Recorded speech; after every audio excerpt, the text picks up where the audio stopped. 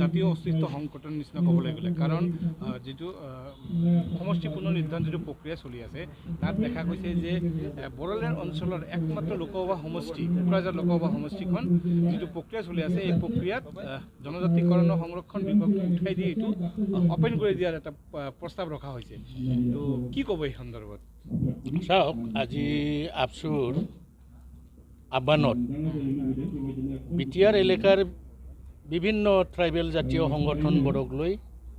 আলোচনাত মিলিত হৈছে উদ্দেশ্য হ'ল ভাৰত স্বাধীন হোৱাৰ পিছৰে পৰা কোকৰাঝাৰ লোকসভা সমষ্টি জনজাতি সংৰক্ষিত হিচাপে চলি আহিছে 2007 চনৰ যিটো নাকি লোকসভা আৰু আসাম এছেম্বলিৰ কনষ্টিটুৱেঞ্চি ৰিডিলিমিটেশ্যনৰ খচৰা এই খচৰাত দেখিবলৈ পাইছোঁ যে কোকৰাঝাৰ লোকসভা সমষ্টি ডি ৰিজাৰ্ভ কৰি জেনেৰেল কৰা হৈছে তো এইটো সন্দৰ্ভত বিশদভাৱে আলোচনা কৰি জনজাতিসকলে বড়ো জনজাতিসকলে আন্দোলনৰ জৰিয়তে 2003 চনত ভাৰতীয় সংবিধানৰ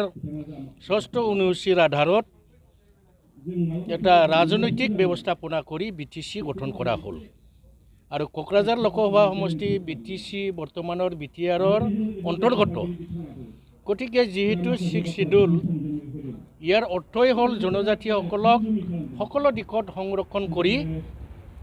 উন্নত কৰাৰ কাৰণে কাম কৰাৰ উদ্দেশ্য তো এতিয়াৰ যিটো খচৰা তাত যদি বিটিআৰ এলেকাৰ এই কোকৰাঝাৰ লোকসভা সমষ্টি জেনেৰেল হৈ যায় তেতিয়া ইয়াৰ অৰ্থই নাথাকে সেয়েহে আজিৰ সভাই সিদ্ধান্ত গ্ৰহণ কৰিছে যে ইলেকশ্যন কমিশ্যন আৰু কনষ্টিটুৱেঞ্চি যিটো ৰিডিলিমিটেশ্যন কমিশ্যন আৰু ভাৰতৰ প্ৰধানমন্ত্ৰী গৃহমন্ত্ৰী তেখেতসকলক আৰু অসমৰ মুখ্যমন্ত্ৰী ডাঙৰীয়াক বিহিত ব্যৱস্থা ল'বৰ বাবে